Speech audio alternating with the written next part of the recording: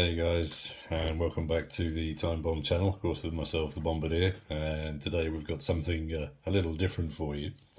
I'm not sure if museums are open yet in your part of the world, but the Imperial War Museums here in the UK are very, very popular.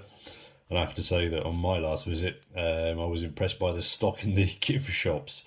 They actually had some stuff that you might want to buy, which is not the case for most gift shops, which I usually avoid like the plague. A few of the standouts for me from that last visit were some pirate rum all the way from Guyana. Then we've got here the perfect scarf for your next Sunday Lambretta ride. Then the ideal coffee table book, which helps differentiate your panther from your tiger. And then lastly, this particular watch. Now, this watch was purchased by a friend of mine on his recent visit to the museum. And again, I think it shows that they've got some pretty cool stuff in their shops. Let me just take it out of the box. So, let's zoom the camera in just a little bit. Get a bit closer, there we go. So, the brand behind this one is a company called Limit Watches, and they are a manufacturer here in the UK who've been making watches since 1884. But as we can see from the case back here, it seems that they've shifted their manufacturing, and these watches are now assembled in East Asia. The watch is on sale in the gift shop then for £40, so pretty cheap. The specs are, it's quite a decent size of 43 mils across. It's then 13 mils deep. It's then got a north to south of 50 mils, and these lugs then are 20 mils, and obviously it is a quartz. The dial design again has taken influences from the cockpits of World War II fighter planes, specifically the Spitfire cockpit design in this case.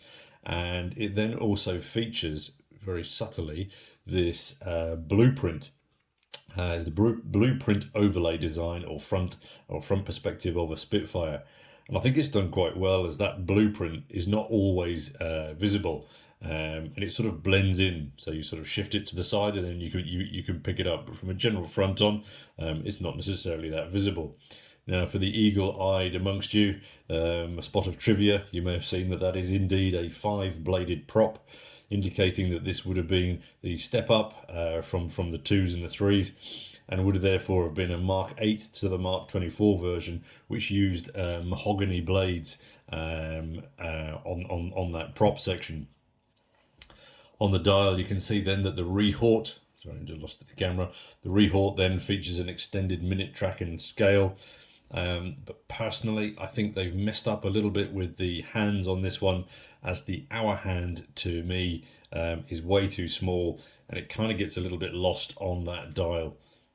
The other hands, I think, work absolutely fine, but I think maybe they should have thickened or lengthened that hour hand.